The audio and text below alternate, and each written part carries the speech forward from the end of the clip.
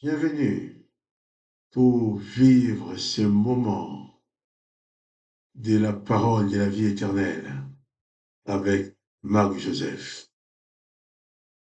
Aujourd'hui, nous sommes le 19 mai 2024. 19 mai 2024, je suis revenu te dire que c'est un jour de grâce et de bénédiction pour toi, avec la présence de Jésus-Christ qui est dans ta vie.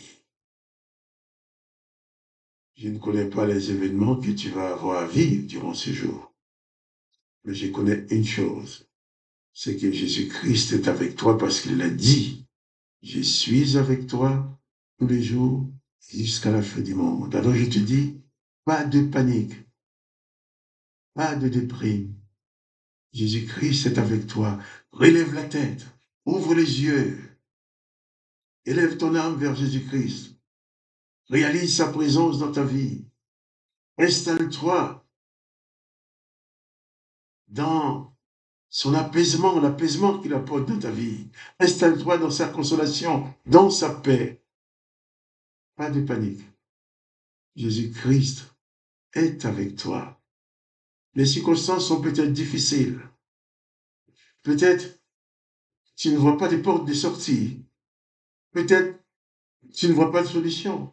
Personne ne t'en propose.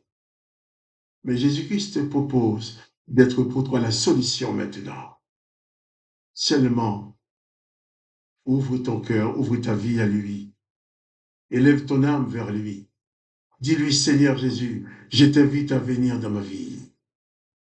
Et laisse tout simplement, en toute simplicité, sa présence remplir ton cœur, remplir ta vie. Et que,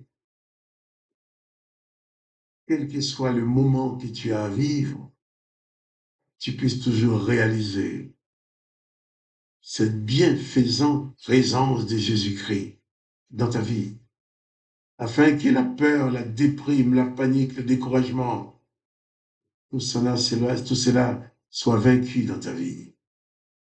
Tu es assez fort avec Jésus-Christ pour vaincre la peur. Et Jésus-Christ te dit, si tu crois, tu verras la gloire de Dieu. Et je suis venu te parler de cette parole de la vie éternelle qui se trouve dans l'évangile de Jésus-Christ. Parole de la vie éternelle parce que l'humanité, toute l'humanité est placée sous cette condamnation prononcée par l'Éternel des armées en disant « L'homme est devenu comme l'un d'entre nous, empêchons-les de vivre éternellement. » Toute l'humanité se trouve coincée sous cette condamnation quand l'Éternel des armées dit « J'exterminerai l'homme que j'ai créé. » Jésus-Christ vient et il dit « Celui qui croit en moi vivra éternellement. » Et il dit « Je le ressusciterai. » Donc, Jésus est venu pour donner à l'homme et la femme le pouvoir de vivre une victoire sur la mort, une victoire sur les condamnations. Et c'est Jésus-Christ seul qui nous donne cela. C'est d'ailleurs pour ça que les serviteurs de l'Éternel l'ont combattu jusqu'à les tuer. Mais même en les tuant, Jésus a proclamé sa victoire en disant « Tout est accompli ». Et pour nous montrer ce qu'il va faire pour nous, Jésus, on l'a tué, mais il est ressuscité.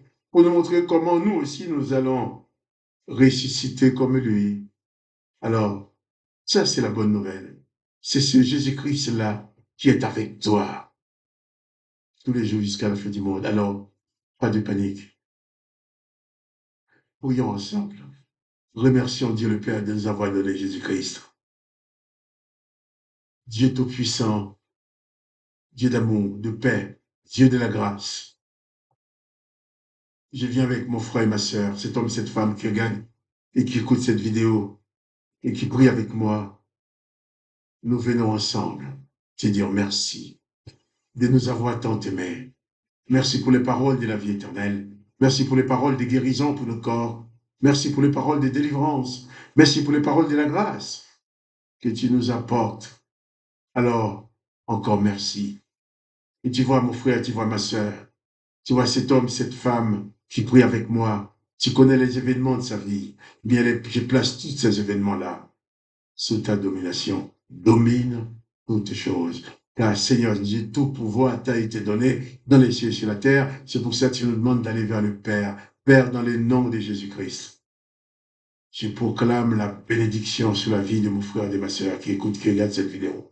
Je proclame ta bénédiction, je proclame ta guérison, je proclame la délivrance, je proclame la libération dans sa vie, la consolation de ton esprit. Papa, merci, parce que tu exauces cette prière que je t'apporte dans le nom du Seigneur Jésus-Christ. Amen. Amen. Nous allons continuer la lecture de l'évangile dans laquelle nous trouvons les paroles de la vie éternelle, les paroles de délivrance, les paroles de guérison, les paroles de restauration que Jésus-Christ a pour nos âmes. Alors lisons, nous allons revenir sur ce même texte de Jean chapitre 9 pour continuer l'histoire de cet homme aveugle. Excusez-moi. L'histoire de cet homme aveugle et les pharisiens, les juifs, les chefs religieux ne voulaient pas croire qu'il était aveugle. Ils ont tout fait pour dire que Jésus ne pouvait pas guérir cet homme. Alors, ils ont commencé à se dire, mais cet homme n'était pas réellement aveugle, c'était commenté. Alors, ils ont convoqué les parents de cet homme. Jean chapitre 9, verset 18. Les Juifs ne crurent point qu'il avait été aveugle et qu'il avait pu voir jusqu'à ce qu'il ait fait venir ses parents. Et il les interrogeait disant, est-ce là votre fils que vous dites être né aveugle? Comment donc voit-il maintenant? Ses parents répondirent, nous savons que c'est notre fils et qu'il est né aveugle.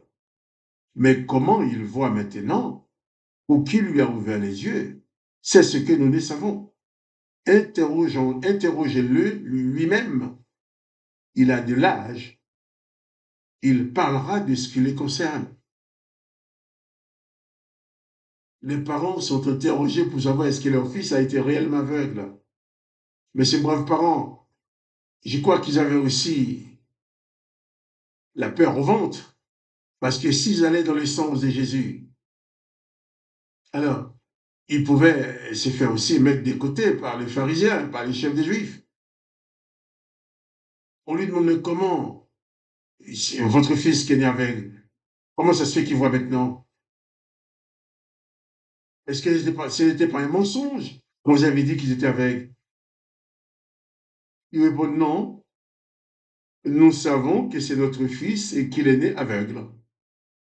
Mais comment il voit maintenant? Ou qui lui a ouvert les yeux? C'est ce que nous ne savons. Nous ne savons pas. Nous n'étions pas là. Interrogez-le lui-même, il a de l'âge. Il parlera de ce qu'il concerne. Ses parents dirent cela parce qu'ils craignaient les Juifs, car les Juifs avaient déjà convenu que si quelqu'un reconnaissait Jésus pour le Christ, il serait exclu de la synagogue. Eh bien, les parents, ils ont dit, nous ne savons pas, nous ne voulons pas nous mouiller, nous savons que notre fils était aveugle, maintenant il voit, parce qu'ils ne veulent pas l'exclusion. Et quelquefois, même aujourd'hui, nous chrétiens, si nous ne faisons pas attention, nous allons hésiter à témoigner de Jésus, à parler de la gloire de Jésus dans nos vies, parce qu'on ne veut pas être exclu.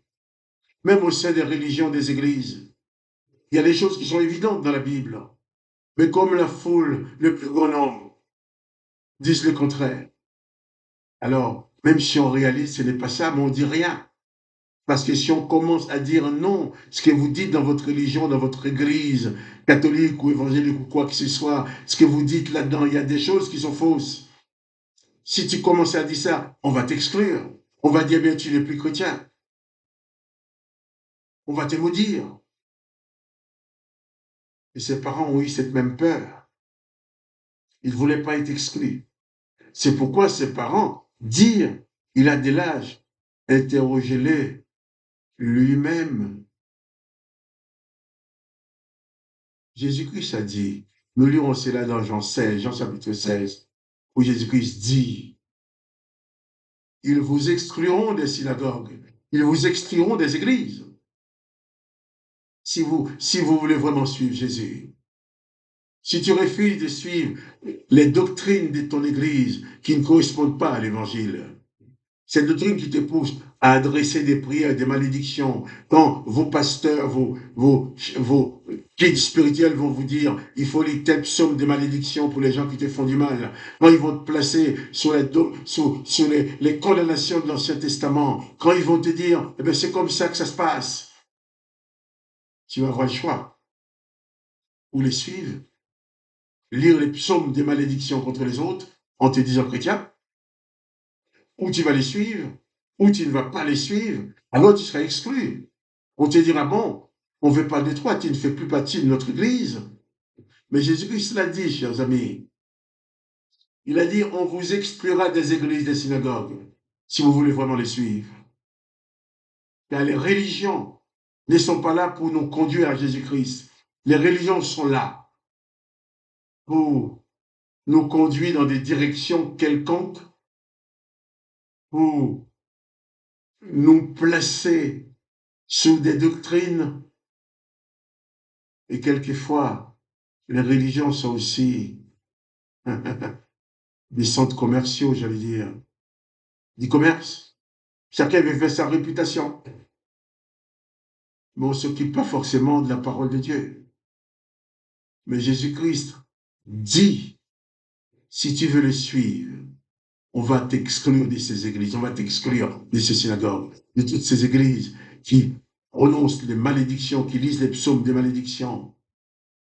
Toutes ces églises qui ne sont pas à Jésus-Christ, qui évoquent surtout l'Éternel des armées et qui produisent les œuvres de l'Éternel des armées, sans s'attacher exclusivement aux paroles de Jésus-Christ.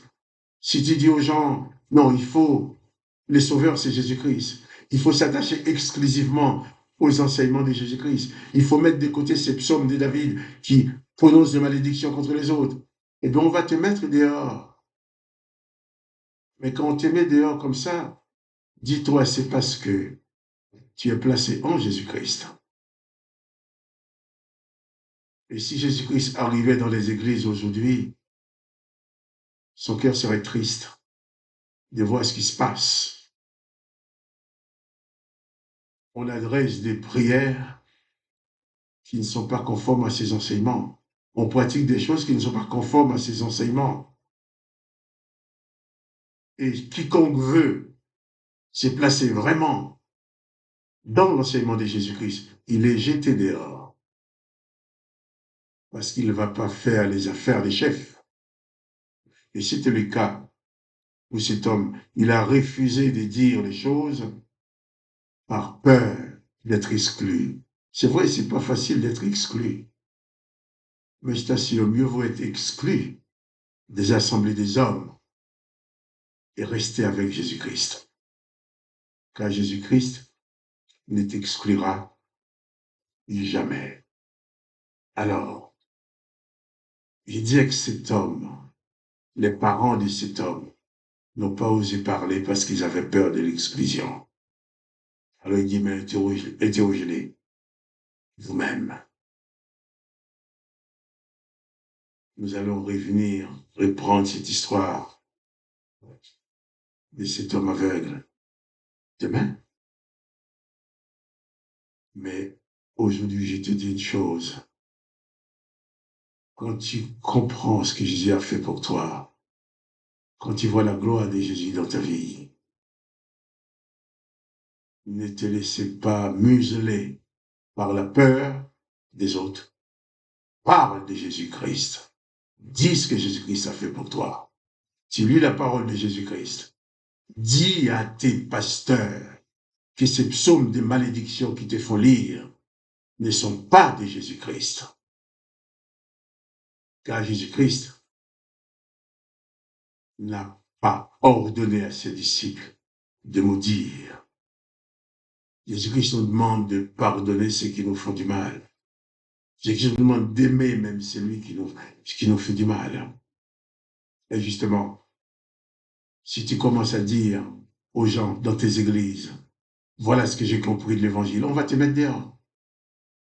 on va te mettre dehors. Commence à dire à ton pasteur que ces psaumes de malédiction que tu nous fais lire, ces psaumes 136, que tu vas glorifier l'Éternel pour les gens qu'il a tués. Si tu commences à dire à ton pasteur, mais c'est pas Jésus-Christ, ça. On ne pourrait pas glorifier Dieu pour les gens qu'il a tués, si on est chrétien. Jésus-Christ n'a tué personne. Dieu le Père n'a jamais tué personne. Donc, tu vas dire que l'Éternel est miséricordieux parce qu'il a tué des gens qui étaient tes ennemis. Là, tu n'es pas en Jésus-Christ. Quand on te fait lire ces choses-là, dis-toi qu'on te met en dehors de la grâce, en dehors du chemin, en dehors de la lumière de Jésus-Christ. Mais si tu commences à dire ça, on va te chasser de ton église. On va dire que tu es un rebelle. Mais mieux vaut être chassé par ces religieux-là, mieux vaut ne plus être parmi eux, mais être avec Jésus-Christ. Et cet homme n'a pas osé affirmer que son fils avait été guéri par Jésus-Christ par peur. Mais toi, je te dis une chose. Quand il s'agit de parler de Jésus-Christ, n'aie pas peur. Car la chose la plus importante de ma vie, chose la plus importante de ta vie, c'est la présence de Jésus-Christ. Ce n'est pas la présence de la foule. Un jour, la foule va te mettre dans le trou quand ton corps va tomber par terre. C'est Jésus-Christ qui dit qu'il va te ressusciter et te faire vivre éternellement. Alors, que le nom de Dieu le Père soit béni, que le nom de Jésus-Christ soit béni, et que toi aussi, tu sois béni. Et quant à moi, Marc-Joseph, je te dis, pas de panique. Jésus-Christ est avec toi. Attache-toi à Jésus-Christ. Il est le seul chemin qui conduit à la vie éternelle. Que son Saint-Nom soit glorifié. Et toi, tu seras béni. Et si tu aimes cette vidéo, partage-la avec tes connaissances. Et moi, je te dis, eh bien, à demain pour une autre séquence de paroles de la vie éternelle.